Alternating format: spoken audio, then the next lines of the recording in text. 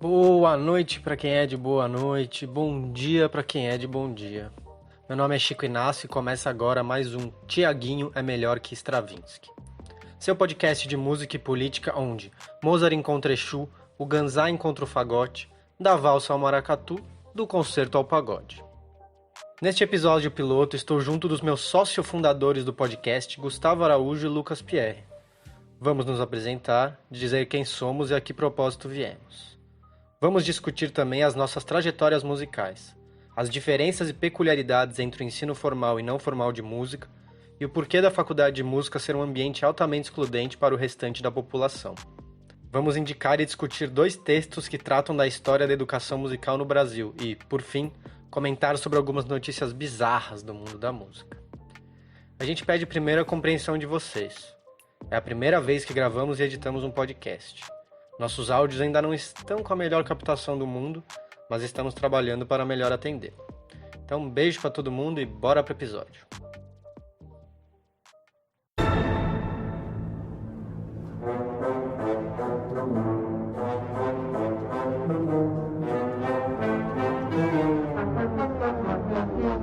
Caraca, moleque, que dia, que é isso? Põe um Tiaguinho aí pra relaxar. Minha gente, bem-vindos ao primeiro episódio de Tiaguinho é melhor que Stravinsky.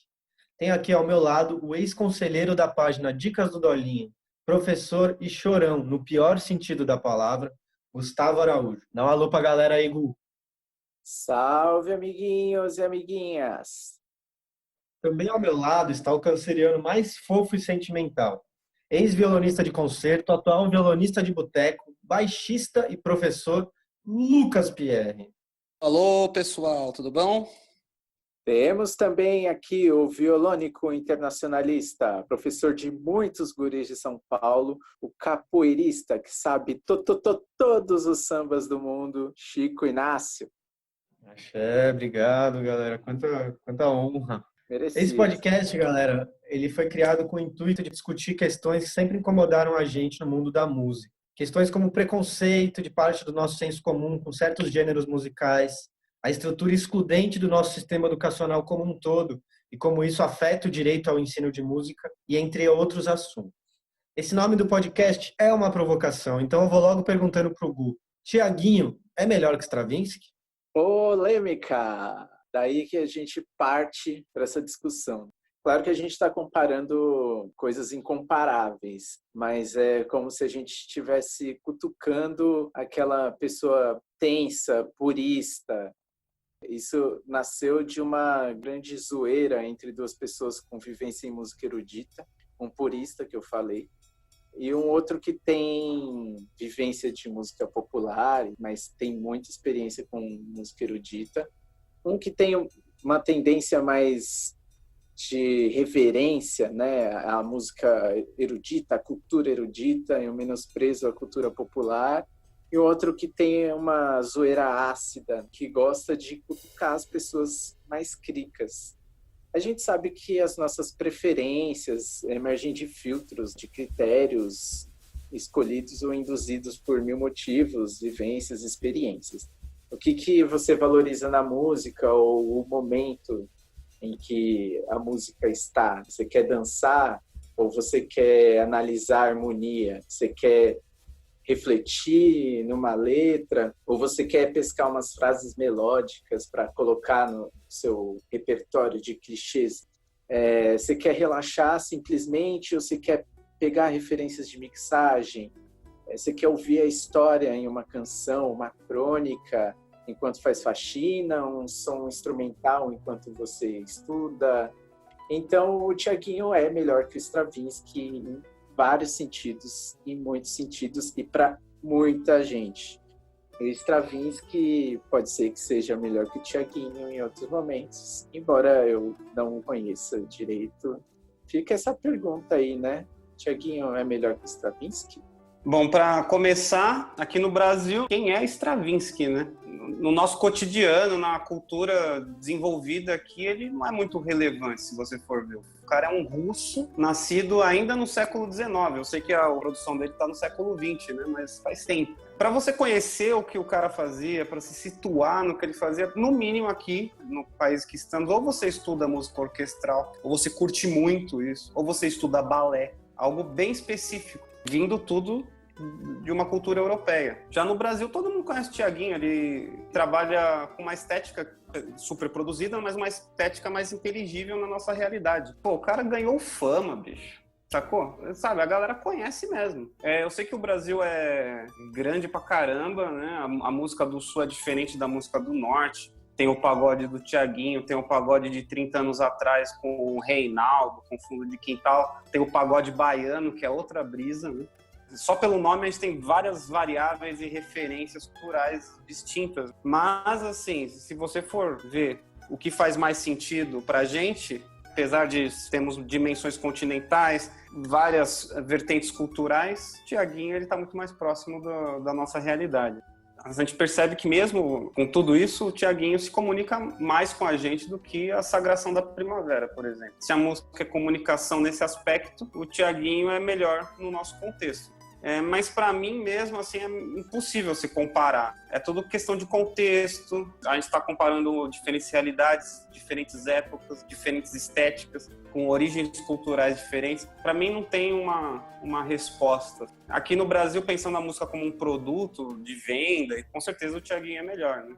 Para quem, é o que eu falei, para quem estuda balé russo, com certeza o Stravinsky é melhor, né? Para quem se preocupa, né, tá estudando desenvolvimento harmônico, desenvolvimento melódico, modulação, timbres diferentes, vai preferir um Stravinsky. Ou seja, é tudo muito relativo, na minha opinião. Mas parece que quem escolheu o nome do programa acha o Thiaguinho melhor, né?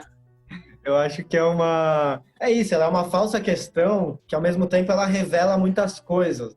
Porque quando você provoca a pessoa e ela se sente provocada, você já percebe muita coisa, né? E não tem problema também se sentir provocado, né? Mas ela é uma questão que ela mais ilumina pela reação da pessoa do que pela própria resolução da questão, né? Total. Então vamos para a parte da apresentação. Não sei como vocês estão escutando a gente, como vocês vieram parar aqui, se vocês conhecem a gente. Então a gente vai um pouco se apresentar, falar um pouco das nossas trajetórias e tentar começar aqui o nosso debate.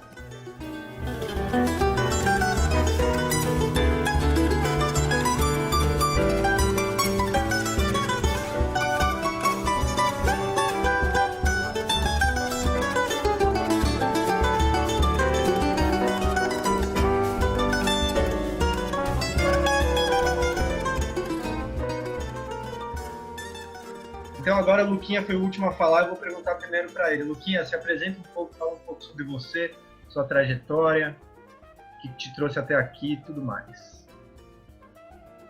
Beleza. Bom, eu sou músico e professor, né?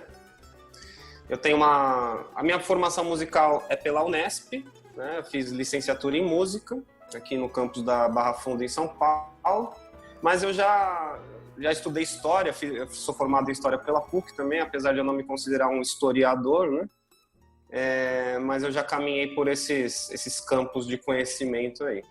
Atualmente eu trabalho mesmo como professor de música de várias áreas, de musicalização infantil até aulas individuais de instrumento, teoria musical e coisas assim, né? Que geralmente o professor de música acaba meio que tendo que saber bastante áreas de conhecimento aí, né, da aula de teoria e tudo mais.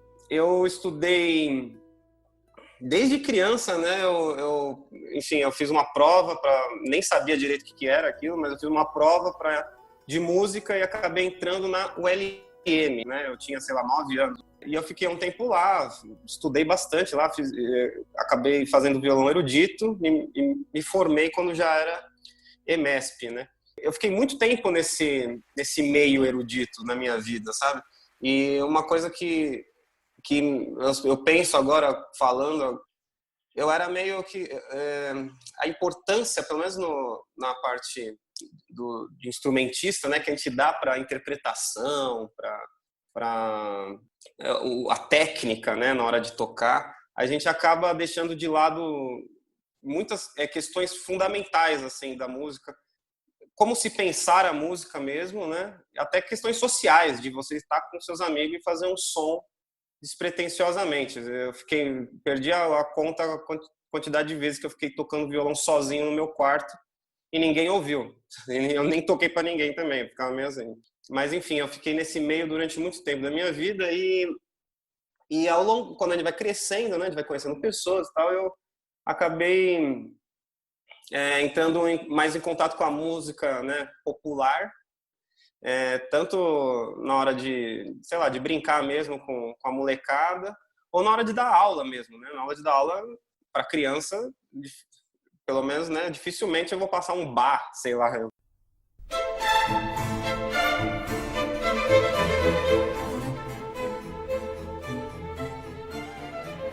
Faço alguma coisa que parta do universo infantil, que geralmente tem um pezinho ali na música popular, né? E quando eu comecei a caminhar por esse meio, né, musical popular, eu meio que fugi do meio erudito, que inclusive eu até acho bem, eu discordo bastante dessa divisão erudito e popular, que música é música, né? A arte de combinação de sons e manipulação e de criação, né?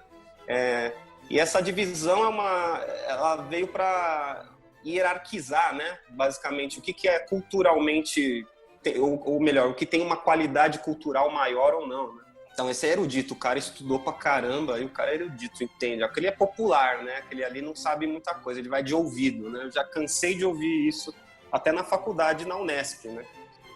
Mas vou citar um negócio aqui que um professor, olha só, de violão... Boa, Luquinha, aqui tem informação. Exato. E eu não vou nem citar o nome, porque ele dava aula de violão pra gente, tá ligado? E aí eu fui ver um recital de um carinha lá no auditório da... E esse cara estava envolvido em ter trazido o carinha para tocar. E aí, no começo, olha só como funciona. Isso é professor, hein, mano? Professor de ensino superior. No começo do recital, o cara que estava se apresentando, o concertista, fez uma pergunta assim: pessoal, quem é violonista aqui? Aí eu levantei a mão. E o professor que estava atrás de mim falou: ele não é violonista não, ele é professor de música. Ou seja, como é que funciona a cabecinha da pessoa, né? Tipo, então, já na hora, ele uma brincadeira que seja ali, que ele estava fazendo, ele já me rebaixou, né? Como se professor, de um jeito meio, como se diz, me depreciou ali, como se fosse depreciativo eu ser professor, né? E como se ser violonista erudito fosse algo muito mais legal, muito superior e tal, né? Então, enfim, esse pensamento que erudito é melhor, né, do que o popular, isso está muito presente, né, em instituições que deveriam desmistificar isso aí, com pessoas que estudam, com pessoas que deveriam ter um senso crítico maior, né? Mas esse é um professor, né? E ele não era o único que pensava assim.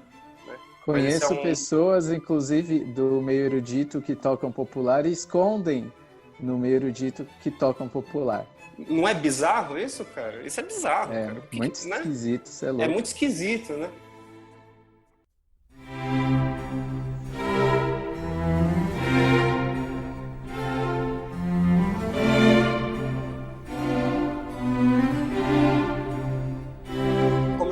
Agora há pouco, principalmente quando eu comecei a lecionar, né, música, eu comecei a ir atrás de outras fontes, né, que não seja aquilo, que não era aquilo que eu tinha estudado desde criança, né. E aí eu comecei a dar aula, né, sempre tentando, né, de acordo com as minhas limitações ali. Eu comecei a dar aula quando era adolescente, né, mas sempre buscando estudar para dar aula, né. E aí uma coisa interessante, eu passei a ocupar duas posições nesse processo aí de ensino-aprendizagem, né? Que eu tinha sido aluno e agora eu estava sendo o professor, né? E tendo esses dois olhares, né, como educador e educando, né, tendo essas duas faces da mesma moeda aí, né, da educação, eu percebi, né, como a música erudita, a chamada música erudita, que veio de uma herança europeia, certo? Que quando a gente pode ver até mais para frente sobre a história da música no Brasil, né? Ela tem uma herança europeia muito forte. E essa música erudita que se cultiva, né, ainda hoje aqui no Brasil, ela é muito excludente em comparação com a música popular, que você aprende coisas, essa relação, né, professor-aluno, ela pode acontecer em qualquer lugar, ela pode acontecer num boteco que você está tomando uma breja com seus amigos, conversando, tocando com pessoas que você nem conhece, tocando despretensiosamente, enquanto você assiste apresentações, enquanto a gente faz show, né? Eu tenho banda, o Gu também, o Chico também já teve vários grupos, eles sabem disso. Quando a gente toca, mostra, né, o trabalho performático, né? A gente aprende muito também, ou o aprendizado informal mesmo, né? Que você não precisa estar necessariamente num conservatório de música, numa escola, sentado numa cadeira, escrevendo as notas e tal. Bicho, é isso. Tem nego que sabe técnica, mas não sabe regular não sabe mexer na mesa de som, não sabe regular, equalizar. Gustavo, Exatamente. aliás, vou fazer uma confissão aqui. Quando eu tocava com o Gustavo lá no Angatu, grupo instrumental que a gente tinha, quem equalizava o meu instrumento era o Gustavo. Boa. Eita. Porque tem... Verdade, isso, verdade. Né? É a prática, né? Eu também, quando eu comecei a tocar em banda mais, que foi tardiamente, né? Eu já tinha uns 20 anos, já que eu comecei a ter mais essa prática de conjunto, de se apresentar mesmo em lugares e tal. Mano, eu não manjava nada da mesa de som. E são coisas que a gente olha hoje em dia, né? Pô, tá escrito ali, é grave, agudo e médio. Pô, como é que você não sabe? Mas na hora de mexer no som, se você não tem a prática, não vai, né? E, não é uma aula de música, dificilmente, se não é voltada a essa parte mais eletrônica, digamos assim, que a gente tem que saber hoje em dia, enquanto músicos, né? Se não é voltado para essa parte, você não aprende isso, é fazendo mesmo, né? Então, eu acho que esse aprendizado que a gente diz mais informal, entre aspas, né? Ele é muito pautado no diálogo, em troca de experiência. Pô, eu penso isso quando eu vou dar aula para os meus alunos. Eu sou o professor, mas, mano, uma menina de 7 anos já me mostrou uma parada que eu não tinha refletido, sabe? Então, são coisas assim, eu não sei tudo, né? E eu tô sempre disposto a aprender, né? E é engraçado que quando a gente fala desse conhecimento mais dito erudito, né? É um lance totalmente dogmático, tá ligado? Você não sabe nada e vai absorver essa cultura aí que, na verdade, nem é sua, tá ligado? É da Europa, é de outro continente, é de outro país, mas tá aprendendo. Então, é um lance que eu acho que acaba, o jeito que se dá essa forma de aprendizado acaba excluindo, não excluindo pessoas, isso com certeza, assim, mas assim, a forma de aprendizagem acaba sendo excludente em vez de abarcar diversas experiências, né, e para todo mundo crescer, né, tanto o professor como os alunos, ou ter olhares diferentes sobre a mesma situação. E esse lance do professor, né, ter esse papel não simplesmente de transmissor de conhecimento, né, é algo mais recente, né, algo do século, sei lá, segunda metade do século XX para cá, né. São várias correntes educacionais aí que encaram que a relação professor-aluno não é baseada numa imposição, né? São dois sujeitos que estão ali em constante processo de construção de conhecimento, né? E o lance da educação musical, né? Só para concluir aqui um pouco, já que eu participei dessa parte tanto erudita como popular, né? Tem caminhado para esse aspecto um pouco mais, ou melhor, um pouco menos engessado, né, que é o conhecimento erudito, né, que essa escola erudita que veio lá da Europa, né? Já faz desde a década de 70, né, já estão se pensando novas formas de educar e tal. musicalmente, né? Porém, eu tenho uma outra ressalva, né? Eu estudei, né? O Francisco estudou comigo também na Unesp, né? E é interessante porque nós dois, né? Ele vai falar melhor dele depois, mas nós somos formados em educação musical, né? Nós fomos preparados, né? Ou tentamos nos preparar, né? Ou melhor ainda, né? Nós tentamos ficar preparados para situações diversas de trabalho mesmo, de questões de educacionais em sala de aula, né? Com muitas crianças, com adultos, EJA, enfim, né? A gente tenta buscar várias alternativas para diversas situações e estamos com a mentalidade focada nisso. Porém, se a gente for ver, no curso da Unesp, que a gente estava em Educação Musical, também tem o curso, né, de regência, tem o curso de composição, né? E acho interessante que muita gente se forma nesses cursos, né? E essa galera, ela busca um mercado de trabalho, né? Que no Brasil não existe, assim, né? Não tem um campo de atuação que, pô, nossa, se formaram 10 regentes aqui. Putz, esses caras vão reger pra caramba, né, vão viajar pra caramba. Não existe isso aqui, né? Não existe essa cultura, né, de orquestra. E quando existe, ela também, como eu falei, é totalmente excludente, né? Você só vê a USESP, né, aqui em São Paulo. Essa galera que se forma em composição, em regência, em bacharel, né, para ser instrumentista, eles não vão ter trabalho, né? O que eles vão fazer? Eles vão dar aula de música. E, com certeza, eles podem estudar e ser ótimos professores, desconstruir tudo que eles estudaram a vida inteira, porque esse pessoal de composição, regência e bacharel, eles saem dessa escola erudita, né? Eles saem dessa escola europeia, né?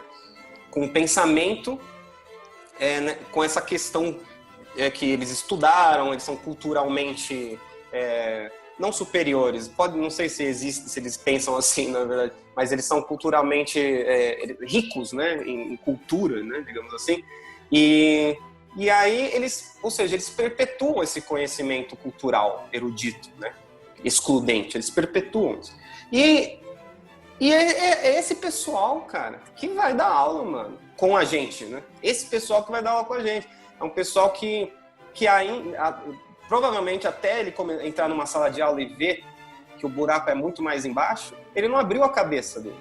Então, o que acontece? O nosso ensino de música, a transformação, né, para um ensino melhor musical, acaba sendo muito mais lento, cara. Porque o mercado de trabalho vai ser preenchido com essas pessoas que não estavam preparadas e nem queriam se preparar para esse mercado de trabalho, porque eles estavam pensando em outra coisa, né? Eles não estavam pensando em ser pedagogos, né, em exercer a profissão de professor, assim, como um método de ensinar uma pessoa a ouvir, de ampliar, né,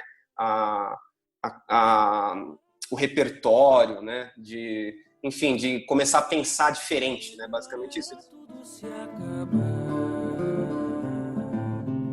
Se não tivesse o amor, se não tivesse essa dor,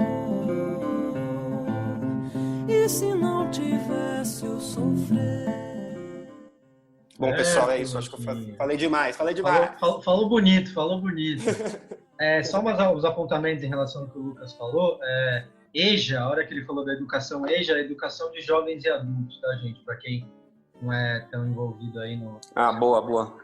E tudo mais. Outra coisa que é legal que o Luquinha falou, que abre um flanco que a gente quer discutir, é a questão de currículo, né? Currículo até das licenciaturas, né? Imagina do instrumento, mas a das licenciaturas também, a gente acredita que ele está defasado. De quando a gente saiu da Unesp até agora, eles já mudaram, mas isso é um assunto sempre discutido pelos especialistas, não cabe a gente, tem gente sempre discutindo nas reitorias, em todos os lugares, mas é uma coisa sempre importante de se discutir, assim. E outra questão que o Luquinha colocou aí é em relação ao mercado de trabalho mesmo da música, que é uma outra discussão. E agora eu vou aqui parafrasear o meu querido Gustavo Araújo, criador do grande meme do Dolinho, né, o Gustavo, que você falava que faça inglês e seja um poliglota desempregado, era isso, né? Exatamente. Então é mais ou menos Faça- isso. Faça a passe. música e seja um músico desempregado. Agora vamos partir para a fala do Gustavo Araújo, quem é você? E conta um pouco aí da história e dá esses pitacos aí, faz esse manifesto bonito que nem fez o Luquinha.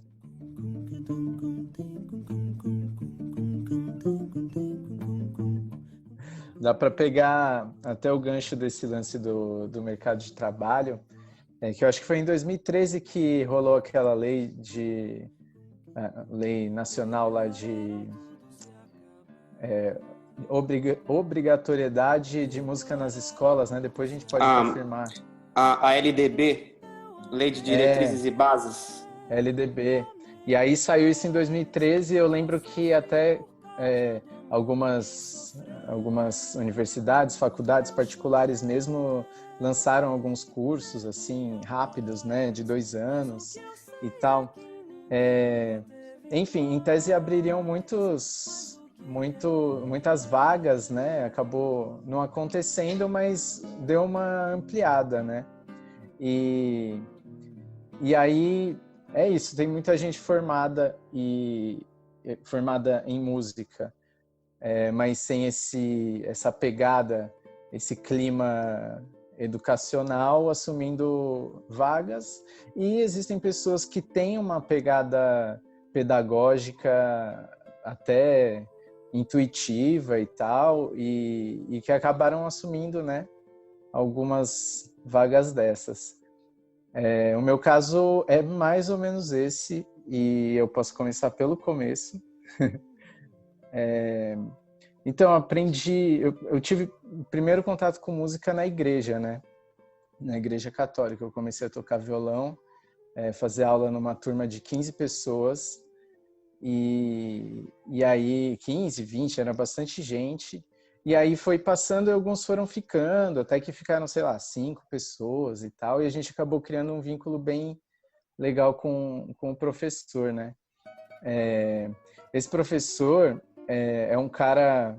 na época, ele tocava na noite, ele tocava num bar lá no Itaim, que chamava Bar da Gra, um bar GLS. Na época falava-se GLS ainda, para vocês terem noção de quanto tempo que faz. Que faz. O Gu, Itaim é São Paulo, né? Mas é Itaim Paulista e Itaim Bibi, Isso. são bairros bem diferentes. Bem diferentes. Não, é no Itaim Bibi. Ui, que chique. Então, Bar da Gra. E aí ele tocava lá, ele chegava, a aula era sábado de manhã, ele chegava virado e dava aula pra gente, assim, com um baita carinho, assim, com a gente, com quem tava afim e tal. A gente pagava 10, 15 reais por mês. Enfim, esse foi o primeiro contato que eu tive com a música. Isso durou 1 ano e aí eu comecei a tocar na missa. Aí eu fui tocando na missa, acho que eu toquei uns 2 anos na missa, assim, às vezes até 2 vezes por semana. E aí depois eu voltei a fazer aula particular com esse cara, né? E um cara, filho de uma cantora violonista de bar, assim, de boteco, mas muito dedicado. Ele tirava as músicas de ouvido, ele escrevia cifras, sabe? Ele era muito dedicado tanto à música que ele tocava nos bares na noite, quanto nas músicas que ele passava pra gente, né? O violão, ensinava escala, intervalo, enfim, ele me passou coisas muito legais, assim, para serem absorvidas de primeira, né? A gente tá falando, eu tinha 13, 14 anos, né?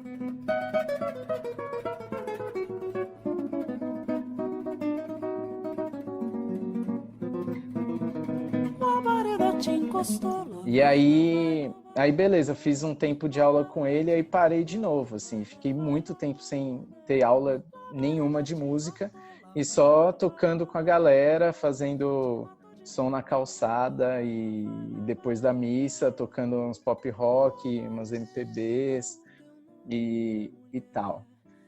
E na igreja eu acompanhava muita gente, né? Então eram homens, mulheres que cantavam e com timbres diferentes, tessituras diferentes. E acabou que, nesse período, eu tive que pegar uma malandragem de sacar, mudar o tom na hora e tocar as músicas no susto, né? E aí, ou seja, foi uma baita escola. Eu acho que é uma habilidade que é o susto mesmo, é a fogueira que passa, né? Mano, essa parada você não aprende em aula, cara. Isso aí, cara. É na porrada mesmo. É na porrada, isso é o tipo de coisa que é na vivência mesmo, né? Beleza, aí eu fui trabalhar com outras coisas, trabalhei em biblioteca, né? Eu cheguei a começar um curso técnico de eletrônica. Aí depois eu fui fazer faculdade e fiz relações internacionais, né? Inclusive com o Chico Inácio aí, foi lá que a gente se conheceu. E então a música ela estava paralela, né? Mas eu sempre tive banda, assim, ela estava paralela mesmo, ela não apagava, né?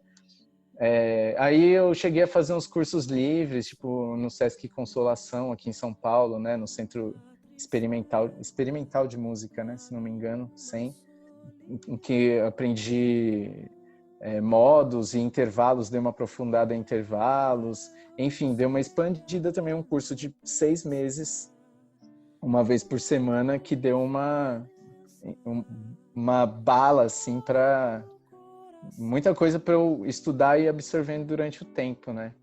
Aí, no meio da faculdade que eu decidi ser músico mesmo, né? Até aí, isso tudo, eu dava aula de violão, né? Poucos períodos eu fiquei sem dar aula de violão também, aulas particulares, ou em escolas de música, né? E aí, beleza, eu concluí a graduação, não estava trabalhando naquela área, estava dando aula em escola de música, aula particular de violão, de cavaquinho, entrei na EMESP, que foi a base mais organizada que eu tive, assim, como instrumentista. Eu fiquei lá, fiz um curso preparatório, né, para entrar na formação, e não é um curso formal, né, é um curso livre, então... EMESP, Escola de Música do Estado de São Paulo, né? Exatamente, EMESP Tom Jobim, escola aqui do estado, do governo do estado, né?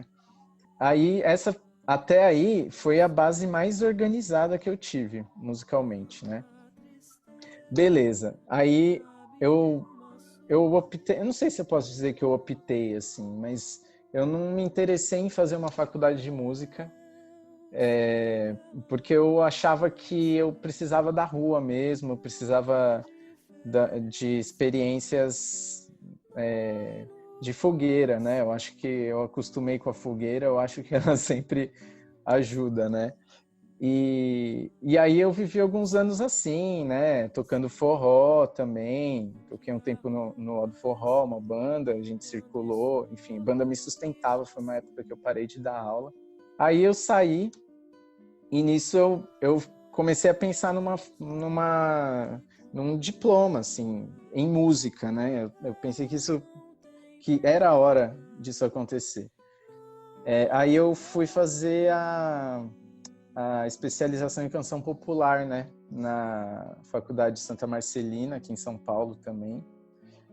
E aí eu fiz esse curso, que é uma especialização em canção popular, então aborda muitos temas dentro da canção popular, nada de pedagogia ou de instrumento. Foi muito legal, foi muito divertido e me habilitou, né? Estamos falando do ponto de vista jurídico, me habilitou a ser um professor de música em escolas regulares e em cursos de graduação também, né? Embora eu não tivesse tido nenhuma matéria de pedagogia. Estamos aí, né? Mais uma fogueira, já que eu só aprendo as coisas na fogueira. Tive uma oportunidade de dar aula num colégio lá em Cotia, dar aula de musicalização para ensino infantil e fundamental.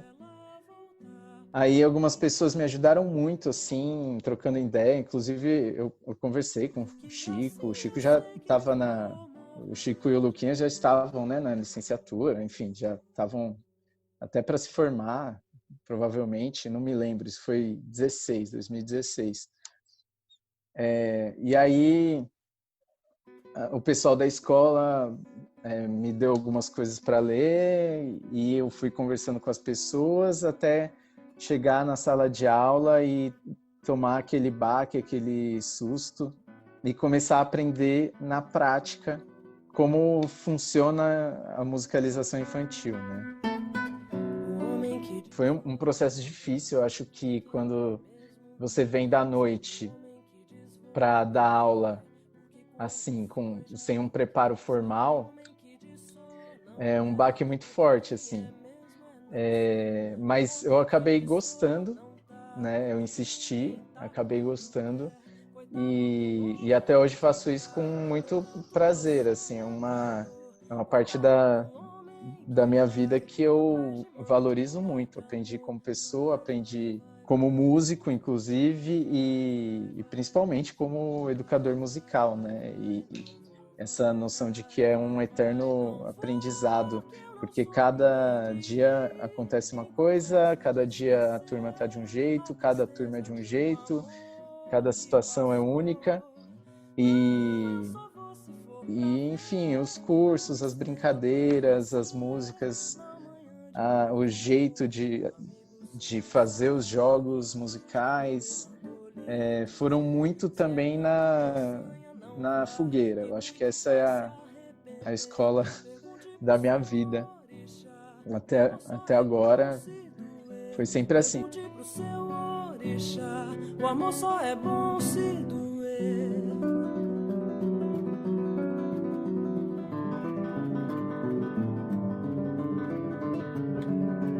Embora os períodos que eu estudei música tenham sido decisivos assim para que eu descobrisse as coisas na rua, tipo, sem esses momentos formais, eu não teria umas ferramentas para entender coisas que eu fui aprender na rua. Tem muitas coisas da rua que não se aprende na escola, né? Muito bem. Total. Então, passada essa sessão de terapia aqui, posso me apresentar agora? Pode. Quem é você, Francisco? Vai, pode. Quem sou eu na fila do pão, né, Gustavo? Vamos lá. Então, a minha fala vai mais ou menos nesse sentido. Eu sou violonista, né? Ao contrário do que o professor lá do Luquinha falou.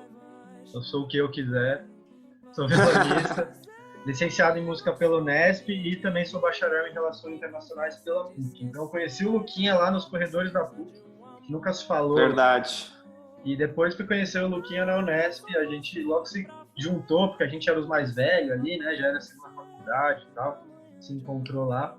E recentemente, agora no final de junho, eu terminei uma pós-graduação chamada Global Leaders Program. Que é uma graduação à distância que eu fiz com outras pessoas do mundo inteiro. Programa muito interessante, tive contatos com educadores muito gabaritados, uma professora de Harvard chamada Doris Sommer, que é maravilhosa, uma pessoa humanista, uma pessoa muito brasilianista, é apaixonada pelo Augusto Boal, do Teatro do Oprimido, assim. A gente no Brasil, às vezes, a gente não tem noção, assim. Tem gente lá fora, nos Estados Unidos, na Europa, em todos os cantos do mundo, que às vezes sabem mais de Brasil do que a gente, leem mais Brasil do que a gente. O meu contato com a música, ele começou quando eu tinha 10 anos, assim. Um amigo meu começou a fazer aula com um professor, e aí eu falei, também quero, tal, não sei o quê. E aí esse professor, né, o nome dele é Vladimir Melander, ele era, inclusive, na época, aluno de bacharel da USP, né, da Faculdade de Música na Universidade de São Paulo. E aí eu comecei lá, também uma pessoa com um coração imenso. Provavelmente ele tinha algum tino, assim, porque é isso que o Luquinha falou também, né, não é só... existe uma sensibilidade também do professor, né? Provavelmente ele não teve as matérias que a gente pôde ter, ainda mais naquela época ali, né, nos anos 2000, mas ele tinha uma sensibilidade, um cuidado com o aluno, então ele vinha com as músicas. Ele era um estudante de violão erudito, mas ele me passou, a primeira música que eu aprendi foi a música do Paralamas, ele passava Engenheiros do Havaí, Legião Urbana, todas essas músicas de Luau, Titãs, mas ao mesmo tempo... O único problema é o Engenheiros do Havaí, mas tudo bem. Pô, mano. Engenheiros do Havaí, Quem é? Capital Inicial, mas Que depois a vocês gente estão fala falando? disso, né? Que é isso? Nunca ouvi falar. De Engenheiros do Havaí, não conhece? Não é muito relevante, não. Mas Não é do meu tempo. E aí depois ele me botou o método do Henrique Pinto, né, que é um método muito famoso de iniciação ao violão. E aí eu comecei a tocar as pecinhas lá, mas foi sempre muito legal, porque eu sempre soube a diferença, assim, de certa forma prática, entre parar para estudar um tipo de coisa e outro tipo de coisa, né?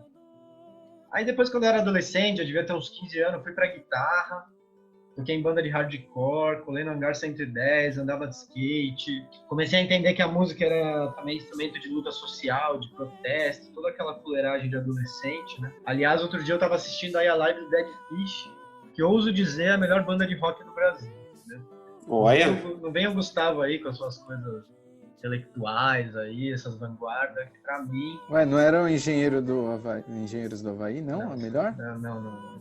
Dead Fish. Mas depois a gente... eu lembro que o cantor do Dead Fish, o vocalista, ele cuspia pra cima e pegava com a boca de volta. Sério? Sim. Você viu isso, Chico? Eu vi só ao vivo já. Eu já vi só ao vivo. Enfim, Muito bom.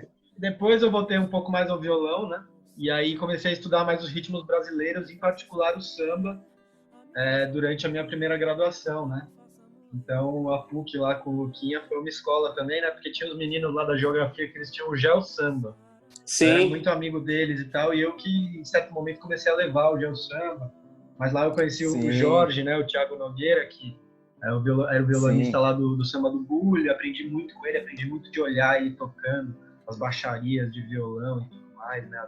São as linhas graves que se fazem em contraponto no violão. Foi nessa época que eu conheci o Gu, e depois eu também cheguei a trabalhar um pouco na área de relações internacionais, mas acabei indo para música. Mas tudo é só amor em mim.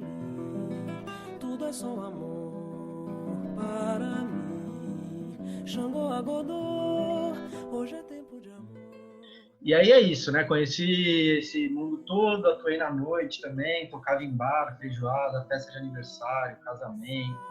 Então, venho a dizer também para os estudantes mais novos aí de música que estiverem ouvindo a gente, que tocar em palco e à noite é muito super valorizado, viu, gente? Você perde o fim de semana, às vezes você não tá na pira, nego bêbado falando no teu ouvido. Toca Raul. Trabalhar no contraturno, né? É uma delícia, mas vamos vencer também um pouco esse fetiche, né? Mas eu também sempre dei aula, comecei dando aula particular de violão, ia na casa das pessoas, tudo mais. Por um tempo eu fiz parte de um belíssimo trabalho de música nos hospitais chamado Grupo Saracura. Tem ótimos músicos aí da cena paulistana que tocam lá até hoje. Pessoas maravilhosas, aprendi muito de música lá também. Toquei um tempo ali também no Samba do Bully, que é um samba que rola em Bom Retiro, não sei mais como está hoje em dia, mas um samba muito legal de resistência. E hoje em dia eu dou aula no Projeto Guri, Capital e Grande São Paulo, né, que é gerido pela Santa Marcelina. Me encontrei muito nessa área, assim, eu não esperava que eu fosse me apegar tanto ao ofício de professor. E quando eu estava lá nessa pós que eu fiz aí, o Global Leaders Program, eu tive a oportunidade de viajar para o Chile e dar aula lá numa semana que eles têm de um acampamento musical que a criançada tem. E aí eu falava para eles, gente, vocês não sabem o que é o prazer de estar numa sala de aula. Ele é muito diferente do prazer de tocar na orquestra, de tocar no palco. Ambos são deliciosos, mas são coisas diferentes. Eu acho que eu falava isso um pouco para a molecada também olhar para isso com mais carinho, saber que é uma profissão, né, que é importante, que está na base de todas as outras profissões. Então é um pouco isso, assim, né? A minha fala, um pouco mais alongando a questão, é um pouco a seguinte: a gente começou a discutir um pouco a criação desse podcast, porque a gente queria um pouco descolonizar o pensamento, né? O que eu quero dizer com isso? O brasileiro tem essa mania da síndrome de vira-lata, né? A gente tem que ter essa coisa de colocar a nós mesmos e a nossa cultura como inferiores, né? Aquela coisa de, mas isso só no Brasil acontece. E esse negócio, ele remonta a um tempo ali da nossa história, que é quando surge uma coisa chamada racismo científico, né? Que é uma teoria que busca dar status científico às desigualdades entre os seres humanos. Então, a França, o Império ultramar francês, se utilizou muito dessa justificação científica de processos sociais e políticos dos povos europeus sobre outros povos. Então, é mais ou menos como se eles estivessem explicando a colonização, né? E, enfim, isso se tem marcas muito profundas em todos os países colonizados, como o nosso do Brasil. A gente sabe como essa discussão, esse debate do racismo está cada vez mais forte e deve estar mais forte pelo bem da nossa civilização brasileira, digamos assim, um povo realmente civilizado. Então, todas essas teorias vão servir de base para essa ideia de missão civilizatória dessas potências. Tanto, enfim, a portuguesa que nos colonizou, quanto a espanhola que colonizou o resto da América, quanto a inglesa e a francesa que colonizaram grande parte da Ásia e da África, né? Então, eu falo essa frase um pouco para a gente desmontar esse mito da igualdade racial que existe no Brasil. Né? A gente também se baseou também, eu me baseei muito, vim com os meninos com esse argumento de um livro do Frantz Fanon, que é um pensador nascido na Martinica, que é uma colônia francesa, chamado Pele Negras, Máscaras Brancas. Ele também vai falar de que o complexo de inferioridade, né, desse negro martinicano, porque o Fanon era um psiquiatra, né? Então ele vai discutir isso à luz da sua psiquiatria, né? Então ele vai falar que esse complexo de inferioridade ele se dá na experiência clínica. O homem negro escravizado ele vai ter questionado a sua humanidade, né? Vamos dizer a ele, você não é gente. E aí ele vai, como processo de defesa disso, ele vai tentar tratar-se de tornar-se branco, né? E aí o Fanon vai dizer, olha, cara, isso é impossível. E a verdadeira origem desse conflito está nas estruturas sociais. A gente precisa entender o que construiu isso em você, né? Como é que essa colonização está agindo aí na sua psique. Então, esse livro abriu muito a minha cabeça nesse sentido da gente se pensar. Porque é muito importante dizer aqui, eu sou uma pessoa branca, eu quero estender um pouco isso que o Fanon diz a pensarmos, por exemplo, a gente como sujeitos latino-americanos, né? Porque nós brasileiros, chilenos, argentinos, colombianos, mexicanos, costarriquenhos, cubanos, venezuelanos, a gente tem em comum uma história sangrenta, um passado que, depois que deixou de ser colonial aos moldes clássicos, né, foi, entre aspas, colonizado por uma influência estadunidense meio inevitável, né, que no século XX patrocinou e patrocina golpes de Estado no nosso continente. Então, assim, voltando um pouco à minha experiência pessoal, a gente ouve rock quando é adolescente, o molecado hoje em dia está aí ouvindo pop coreano. Depois a gente vai ser músico e tal, começa a estudar os grandes compositores, Beethoven, Bach, Mozart, que é importante frisar, eles são importantes, importantíssimos. A gente não deve desprezar eles por um discurso patriotesco, entendeu? De pátria, de Brasil, não, eles são fundamentais. Mas, assim, eu duvido que o Luquinhas e o Gustavo já tenham parado assim para estudar mais de uma semana a música latina, entendeu? A salsa, os ritmos afro-caribenhos. A gente não conecta, né? A gente nos conecta com a nossa identidade latino-americana através da música, né? Então, assim, essa nossa história latino-americana, que é uma história de resistência e resistência, né, diante das experiências colonizadoras. É mais ou menos isso aqui que eu quero discutir aqui também, além de tudo que foi colocado pelo Luquinho e pelo Gu, né? Porque eu acho que esse primeiro episódio é um episódio de apresentação, né?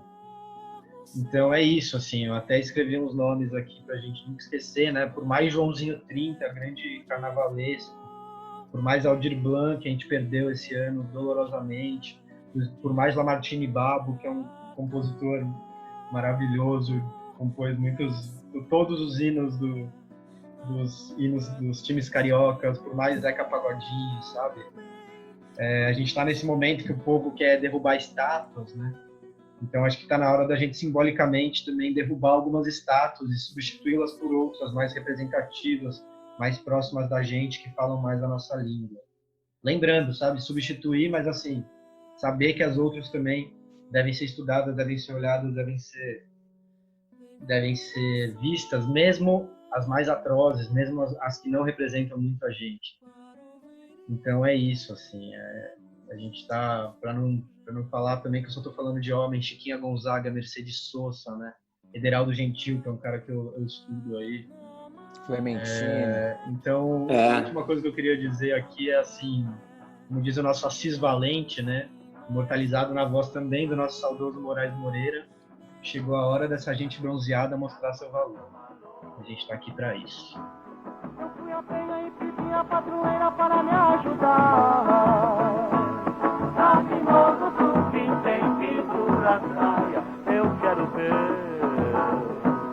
Eu quero ver o Tio Sam tocar pandeiro para o mundo sambar. O Tio Sam está querendo conhecer a nossa... Só uma observação que você falou, né? Sobre a América Latina, né? O Brasil tem uma dupla questão, né? Uma, a gente, além de ter esse pensamento de colonizado mesmo, né? Ainda hoje, a gente também não tem a gente não pensa que nós fazemos parte da América Latina, né? Nós somos brasileiros e tem a América Latina. Tem muita gente tem apesar de a gente estar inserido nesse contexto latino-americano, somos vizinhos de todos os países que falam espanhol. A gente tem uma barreira cultural muito grande, né? Não todos. Se aproxima mais... Oi? Não todos, eu sei. Mas tem vários países vizinhos que falam espanhol. A gente tem uma barreira cultural muito grande. A gente se relaciona mais com os gringos do que com os nossos vizinhos de fronteira. Nós se relaciona mais com a Europa do que... Então Com exceção do Luquinha, que tem uma mulher colombiana, né? Sim, exato. Eu escuto muito vallenato e cúmbia. Então, quem fez a gente pensar isso, né? Como se construiu essa ideia, né? De, tipo, do brasileiro esquecer que é latino-americano. Mas o lance, são projetos políticos, né, cara?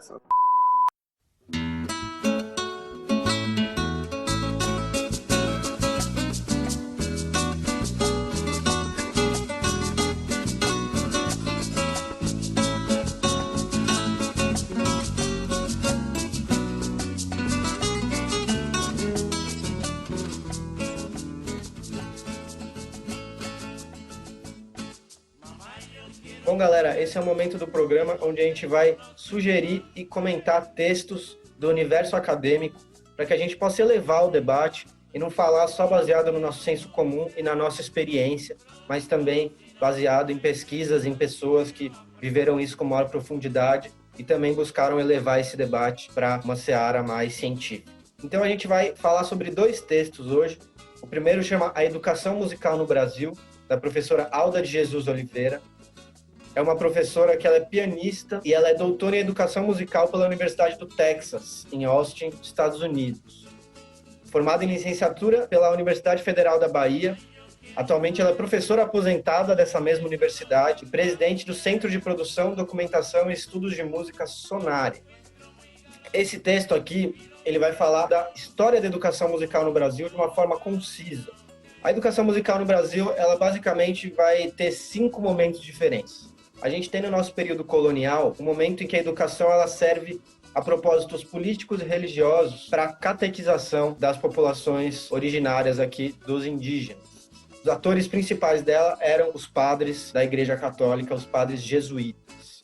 No segundo momento, quando Dom João VI aporta aqui ao Brasil, a partir de 1808 e depois no período imperial inteiro até a República, a gente vai ter a música e a educação musical com uma função de ornamentação para a vida das classes altas. Então era um momento onde, por exemplo, as mulheres da classe alta, uma certa regra de etiqueta de saber tocar o piano, uma educação então muito pouco inclusiva, muito na mão de quem tinha o poder econômico, de quem tinha o poder financeiro para poder contratar um bom professor, muitas vezes professores europeus, para ensinar para essas classes altas a música, para servir para essa função. Numa terceira fase, a gente tem a educação cívica, uma ênfase nacionalista, na época do Getúlio Vargas, do Estado Novo, que vai ressoar até 1960. A gente pode dizer que a partir do canto orfeônico, que era uma metodologia trazida da França, teve um momento de democratização da educação musical. Mas existe também uma certa crítica nesse sentido, que eu pessoalmente considero que talvez tenha sido mais do que uma democratização, uma massificação da educação musical.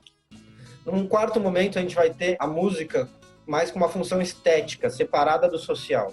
Então havia essa ilusão de que você pudesse separar a função estética da música das suas funções sociais e políticas. Então a gente tem uma forte tendência para o ensino da criação, da improvisação e do desenvolvimento da sensibilidade auditiva. E a música também se torna um elemento curricular essencial para o desenvolvimento do indivíduo como um todo. Então as pessoas já começam a compreender que saber música e saber arte também é uma questão de cidadania. Esse momento é um momento também de muito otimismo com a música contemporânea, com a música moderna da época. Então é um momento de muita experimentação, a gente vai também chegar perto ali dos anos 70, com a Tropicália, com o Tom Zé, Gilberto Gil se formando, a Bossa Nova e tudo mais. Então é um momento muito rico da nossa música. E depois a gente vai ter a Lei de Diretrizes e Bases de 92, que vai determinar a obrigatoriedade do ensino das artes no Brasil, depois da nossa Constituição de 88, passada a ditadura militar. O problema dela é que ela demanda obrigatoriedade, mas ela não tem muito direcionamento, então isso criou muita confusão para as escolas na época e ficou uma coisa muito solta. Então é mais ou menos esse o nosso primeiro texto. Luquinha vai comentar um pouquinho, vai falar um pouquinho dele aí, falar de uma forma mais tranquila, pontuar um pouco o que eu falei. Vai lá, Luquinha.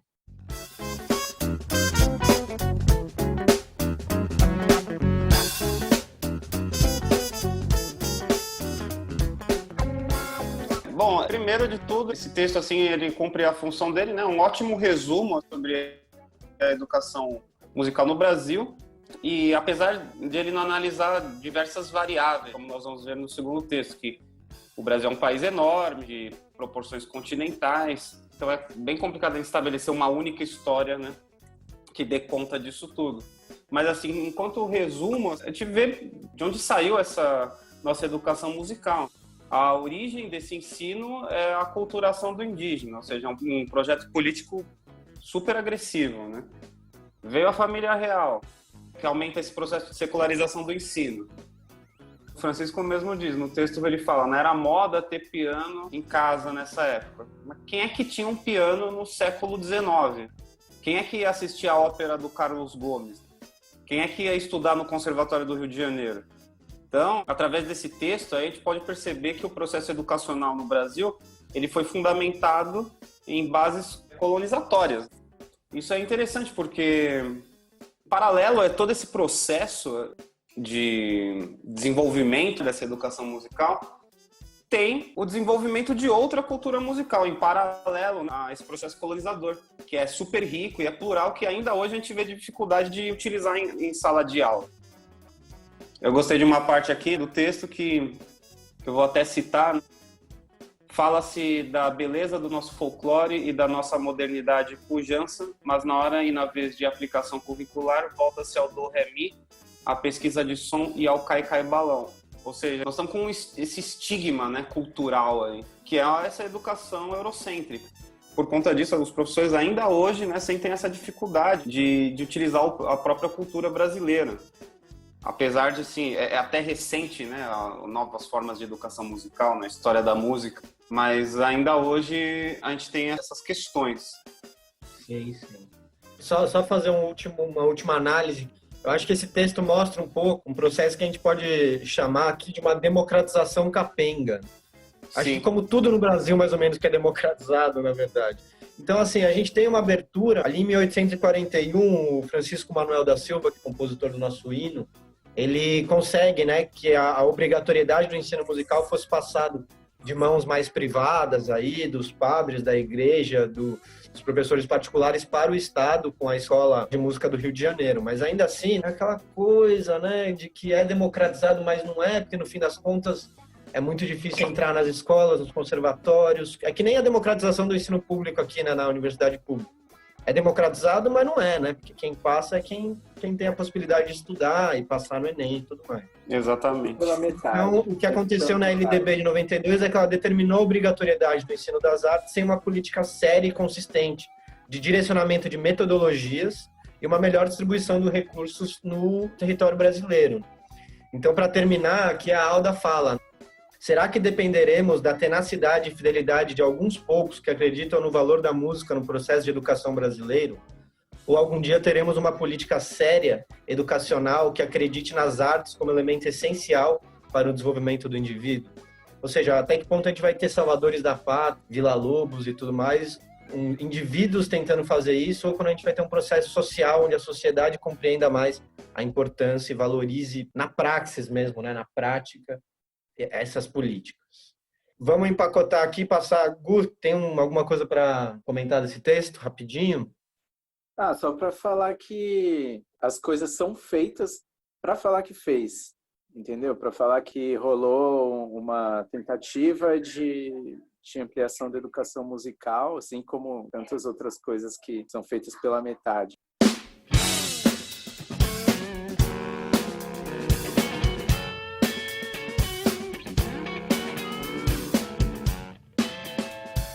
Vamos lá, eu vou só mostrar, eu só vou falar o nome do próximo texto e falar um pouco da autora, e aí o Gu já vai apresentar melhor o texto pra gente. O texto chama Sobre as várias histórias da educação musical no Brasil, texto de autoria da professora Jussamara Souza.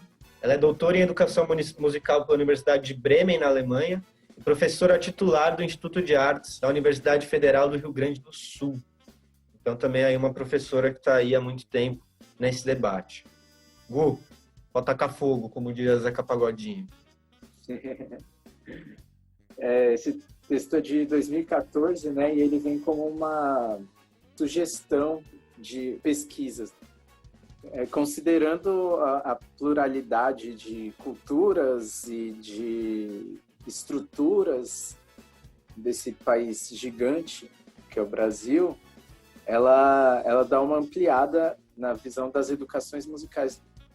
O Luquinha até comentou, né, sobre a visão eurocêntrica, o Chico estava falando da centralização, elitização e restrições, né, da educação musical no Brasil. E a gente já tinha comentado nas nossas apresentações que há outros espaços em que a educação musical acontece. Então, assim, como o brasileiro é tão musical, se a educação musical é tão restrita, né, ao longo da história, ou quando democratizada pela metade. Então a gente chega à conclusão de que outros fatores influenciam a musicalidade, tanto quanto as escolas. Essa diversificação de espaços, né, na formação musical tem algumas vertentes que ela aponta, né, e que ela sugere que pessoas pesquisem sobre a história das instituições, a história dos movimentos pedagógicos musicais, a história dos cursos superiores, do ensino musical escolar, do ensino musical instrumental, a história da educação musical nos espaços informais, né, que era o que a gente estava falando, dos vizinhos, da família, dos shows, das coisas que a gente vê por aí, a história das associações e a história dos materiais didáticos. Então, essa ampliação ela sugere que outros fatores que não apenas políticas públicas de educação musical formam os músicos ou as pessoas e as habilidades, fundamentos musicais. Aí, abrindo essa discussão da formação eurocêntrica para uma formação autoral de educação musical, tem métodos novos, assim, tem buscado abarcar as vivências musicais não escolares na educação musical escolar e misturado mesmo as coisas boas e interessantes pedagogicamente que são que vêm de espaços informais, colocando no ambiente escolar, né? Então tudo influencia em formação musical, mas nem tudo é considerado na história. Nem tudo é sistematizado, e a Jussamara propõe que as pesquisas abranjam também outros fatores da história da educação musical. Exato, eu acho que agora também a gente tem mais meios, né? Porque antes a história era escrita pelos que escreviam, né? Literalmente. Exatamente. Como é que você registra a história, como é que você pesquisa? Você tem que ir ali atrás das partituras, ir atrás dos escritos de jornal e tudo mais. Hoje em dia a gente tem muita fonte para procurar. A história morria com as total. pessoas, né? Bom, eu acho desse texto aqui, né, que é, bom, épocas diferentes. O outro texto era de 92, né? Esse aqui é de 2014. Realmente é o que a autora fala, né? A intenção é um ensaio, né? Ela não veio aqui para definir nada. Não é um texto científico a ponto de você ter uma hipótese, você tem uma conclusão e tal. Aqui ela propõe reflexões a respeito do que é considerado a história da educação musical no Brasil. Ela vai muito mais a fundo do que o primeiro texto. E é super interessante. Eu achei que realmente são muitas histórias. Agora tem YouTube, tem videoaula. Às vezes eu sigo o Estevão Marques, vocês devem conhecer, do grupo Tri. O cara, ele tem vários videozinhos que ele coloca no Facebook lá. Eu pego umas atividades para fazer em aula, que é fantástica, sabe? Não depende dessa cultura musical tradicional de leitura de partitura e tal. Você trabalha com aspectos musicais, com parâmetros do som de uma forma mais lúdica e tal. Então isso está na internet. A gente já consegue sondar várias vertentes da educação musical no Brasil. Esse texto, ele aprofunda o outro, né? É um complemento do outro texto, basicamente. Eu acho que assim, eu estou pensando para os ouvintes nossos que estejam, por exemplo, pensando em ir para a faculdade de música. Infelizmente, provavelmente, esses são textos que não são pedidos, por exemplo, na prova específica e tudo mais. Mas a gente espera também que, mostrando esses textos, a gente possa mostrar um panorama do que é e também, eu acho que já adiantar para alguns que querem ingressar e tudo mais na licenciatura e adiantar discussões que, às vezes, até não vão aparecer no curso, entendeu? Dependendo da faculdade, dependendo do lugar e tudo mais. E que podem abrir o olho para vocês para saber, às vezes, tomar uma decisão como a do Gustavo, que foi de não entrar no ensino superior de música, que isso não te faz menos músico. Inclusive, aliás, pode ser uma boa ideia depois a gente também trabalhar conteúdos de prova específica e tudo mais, discussões que possam ajudar algum ouvinte nosso que esteja interessado em prestar a prova específica. Uhum. Acho que nessa parte aí a gente já... Vamos para aquela parte do besterol? Sim. Vamos. Acho que já... Bizarras? Vamos. Então fechou. É o momento. Posto 9, fim de tarde. Zumbi again, zumbi again. Zumbi again, zumbi again. A gente vai comentar notícias do mundo da música, notícias inusitadas, digamos assim.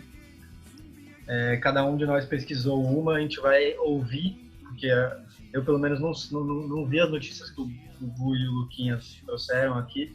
A gente vai discutir um pouco e também trazer um pouco mais esse lado da sociedade um pouco aqui.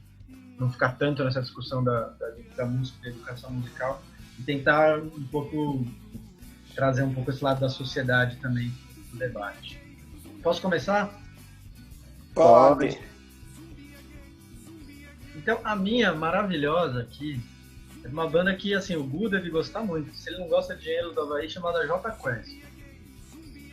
Eu não acredito que você pegou essa. Eu pensei em pegar essa. A notícia Mas vou falar de outra. Jota Quest canta para 250 carros no Allianz Parque. É mesmo? Mas o que aconteceu? Estamos na Covid, né?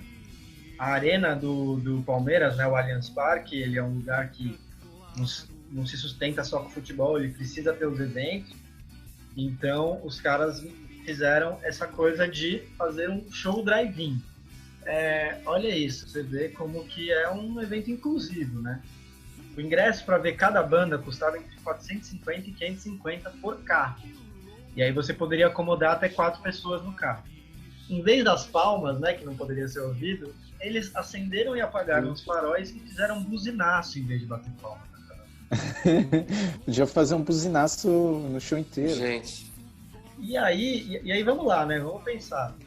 A gente tem aqui, você paga 450, 550 reais para ver um show por trás do vidro do seu carro, que o som não deve estar lá essas coisas, né? Porque eu acho que não pode abrir o vidro, né? Porque afinal, Covid, vamos evitar. Então, assim, cara, não é questão assim, não é melhor colocar o DVD do Jota Quest, ouvir. É uma questão que me surge, assim. Bom, você tem razão, é meio estranho, né? Assim, desculpa quem gosta de Jota Quest, mas eu acho mais estranho ir num show do Jota Quest. Pagar essa grana pra ir no show do Jota Quest. Pra ver dentro de um carro. Tá muito tipo, caro. Cara, como esgotou... Eu vi uma notícia há uns dias atrás que esgotou os ingressos. Esgotou, cara. Meu Deus, esgotou ainda. É que eu acho que juntou, vou falar bem a real, juntou a carência da galera de sair de casa. O TJ Quest, mano, vamos, vai fazer o quê? Vai, pelo menos vamos sair daqui. É a única explicação. Carência, bicho. tá sobrando dinheiro, sei lá, são pessoas que não foram afetadas financeiramente pela pandemia. Ou gastou todo o auxílio, né? Auxílio do governo nesse show aí. Né, dá pra comprar 2 ingressos com o auxílio. Mas, Luquinha, se fosse uma banda que você gostasse, você ia? Cara, já faz um tempo que eu não vou em show, mano. Eu só vou em show se eu tô fazendo o show. Mas assim, puta, cara, eu acho que eu não ia não, mano.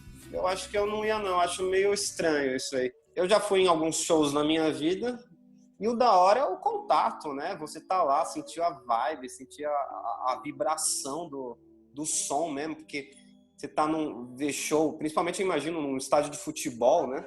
Deve ser aquele gravão, aquela vibração lá que mexe com você. A vibração mexe com a gente. Mano, dentro de um carro, mano, meio bizarro, né? Eu não iria. Eu pensei, não, eu não iria. E você, Gu? Banda do seu Jamais. sonho, você tem o dinheiro não é um problema. Ah, sim. Eu acho que se eu tivesse dinheiro e fosse a banda dos meus sonhos, eu iria. Mas se não fosse pandemia também...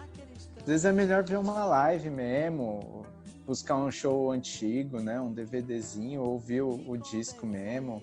Mas perde muito, né? Porque o show a gente tem muitas energias rolando, né? Então, o movimento das pessoas, o movimento do lugar, tudo isso cria um clima que nesse esquema drive-in não tem, né, velho? E isso faz parte do show também. Imagina esses shows de estádio, eu nunca fui, infelizmente, adoraria ir em show de estádio, assim. É muita gente, muita vibração, sonzão, isso que o Lucas falou, né? São muitas coisas que... Energia mesmo, né? Energia. Mas eu iria, tipo, sei lá, se eu tivesse grana e tivesse tudo fácil, o estádio fosse do outro lado da rua... Eu prefiro tomar uma e ver um showzinho no YouTube. Eu acho que esse aí é o futuro, gente. É tipo, agora a gente só sai de carro, vai no show de carro, vai no restaurante de carro, dentro do carro, tudo no carro. É tipo o Wall-E, a gente não anda mais, vai ficar gordão. Vai prosseguir, vai dar pra lá, céu azul, onde eu não sei, lá onde a lei. Luquinha, quer mandar a sua? Eu tenho uma que os caras, eles foram pior que o Jota Quest. Caramba, pior que o Jota Quest, né? Exato, olha só. Shows de country nos Estados Unidos reúnem milhares de pessoas em meio à pandemia do Covid. Os cantores country J.C. Rice e Chris Jensen estão enfrentando bastante críticas após terem feito shows nos Estados Unidos, em meio à pandemia mundial do coronavírus, sem respeitar as medidas de prevenção contra a doença. A apresentação de Rice, que aconteceu no último sábado, 27, em Tennessee, reuniu milhares de pessoas na plateia, sem máscara e também sem cumprir o distanciamento sinalizado no local, que tem uma capacidade para um público de 10 mil pagantes e foi reduzido apenas para 4 mil pessoas juntas ali. E tem vídeo, gente, realmente tem bastante gente curtindo aqui. O que vocês acham disso? Tem informação já de quantas pessoas se contaminaram? Não, porque foi dia 27 de junho, acho que ainda falta alguns dias. Então a gente espera até dia 8. Vocês viram que teve acho que foi o Djokovic, aquele jogador de tênis, fez um evento lá, ignorando a pandemia e aí saiu lesionado de Covid. Sério? Sim. Nossa, não vi esse não. Bom, bem feito, né, mano? Cara, mas é isso. Essa Essa notícia é a prova, é o que pode quebrar o nosso complexo de vira-lata. A gente não é os únicos doidão que acha que é malandro e tá se dando Exatamente. Na verdade, o Jota Quest foi muito mais responsável que os gringos, mano. Tipo assim, vai no carro, mano, e leva álcool gel. Exatamente. E o motorista não beba. Exato, por favor.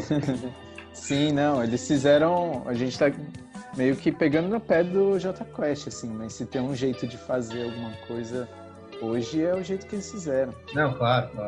Vai tu? Vamos lá, preparem-se, sentem-se, se vocês estão em pé.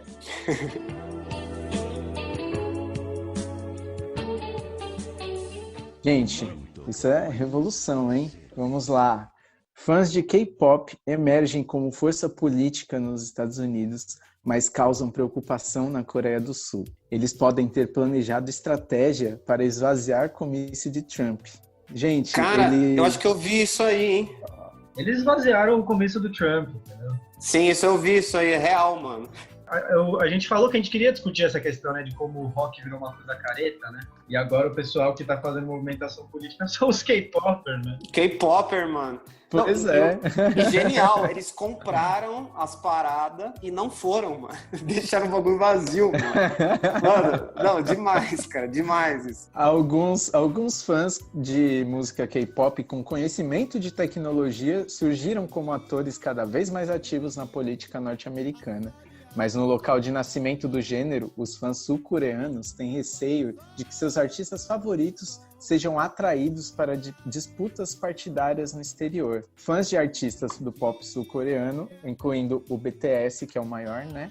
Se uniram aos principais movimentos políticos dos Estados Unidos nas últimas semanas, usando suas comunidades online e aplicativos móveis para incentivar a participação e doações. Pergunta: BTS vai impedir a reeleição do Trump e vai interferir na história das relações internacionais? Olha, se o BTS interferir e não a Rússia, tá bom. Mano, não, é muito brisa. Cara, eu não sei nem o que te falar, mano. É muito brisa isso aí, mano. Não, e os sul-coreanos, caralho, mano, olha, eles devem estar pensando, mano, olha o que a gente criou, mano, agora esse fenômeno está sendo politizado. BTS comunista. Total, é da Coreia do Norte, entendeu? Antes era só pra vender a cultura sul-coreana. Agora, não, os caras criaram um demônio vermelho. É o marxismo cultural do BTS. E sem contar que é isso, né? Os meninos se vestem, se arrumam, né? Então já tá ensinando ideologia de gênero. Eu sei que vai fugir um pouquinho, mas vocês viram como é que... Tem todo um esquema desses K-pop aí. Tipo, tem as funções no grupo, né? Tem o cara que... coisa tem o cara que ele é o fofo do grupo. Tem o cara que ele é o bad boy do grupo. Tem o cara que ele é o sei lá o que do grupo. E aí tem concursos nacionais, assim, pra escolher, sei lá, o fofo do grupo. Aí, mano, o cara participa dessa seleção. Mano, tem um monte de provas super tretas, assim, tipo, de dança, de afinação, de trabalho em equipe, de sei lá o que, tá ligado? É muito louco esse movimento K-pop aí. Sim. Eles roubaram essa ideia aí da nova loira do Tchan, mano. Pode crer, olha só, a gente à frente. Pegaram do Faustão lá e tal. Fizeram toda uma pesquisa. É que agora tem essa possibilidade de todas as etapas, né, de um processo de seleção serem um reality. Tipo, você vai criar um grupo que vai dar muita grana, que vai vender muito, e ainda se aproveita o processo de seleção das pessoas para criar esse grupo num reality show, que vai dar muita grana e muita audiência, e ainda vai dar publicidade pro grupo antes mesmo do grupo nascer, tá completo. Os caras são muito ligeiros. Muito. Mas agora eles estão, os K-popers, os grupos estão ganhando autonomia, gente. Autonomia política. Estão invadindo o planeta. É isso aí. Eu tô com os K-popers, mano, na moral. Eu também, mano. Tô com os K-popers e não... eu não sei quais são todos os valores dos K-popers, mas nessa aí eu tô com os K-popers. Também contra o Trump não é muito difícil, né? Mas... Bom, galera, então a gente tá nos finalmente do nosso programa. Agora é aquele momento que a gente solta um som pra galera ouvir. Gu, o que a gente vai escutar hoje? Opa, a gente vai ouvir a versão da banda Mamparra para uma música do Belchior chamada Na Hora do Almoço. Vamos nessa, Luquinha? Vamos, da hora, boa. Banda Alô? Mamparra que é tua, né? Aí é fácil, Sim. né? Tá certo, galera. Então, tchau, tchau. Falou! Nice. No centro da sala, diante da mesa, no fundo do prato, comida e tristeza. A gente se olha, se toca, se cala e se desentende no instante em que fala. Medo, medo, medo, medo, medo, medo. Cada um guarda mais o seu segredo. A sua mão fechada, a sua boca aberta, o seu peito deserto, a sua mão parada, lacrada e selada e molhada de medo. Vai na cabeça, é hora do almoço, minha mãe me chama. É hora do almoço, minha irmã mais nova, negra cavileira, minha avó reclama. É hora do almoço.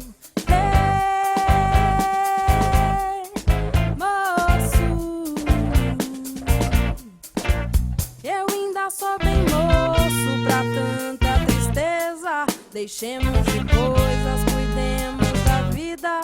Se não chega a morte ou coisa parecida e nos arrasta moço, sem ter visto a vida. Ou coisa parecida, ou coisa parecida, ou coisa parecida, aparecida. Ou coisa parecida, ou coisa parecida, ou coisa parecida, parecida.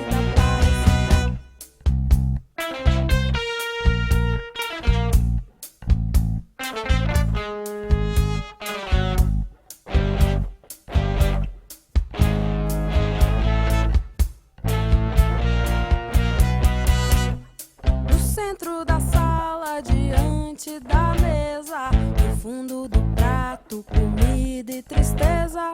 A gente se olha, se toca, se cala e se desentende no instante em que fala.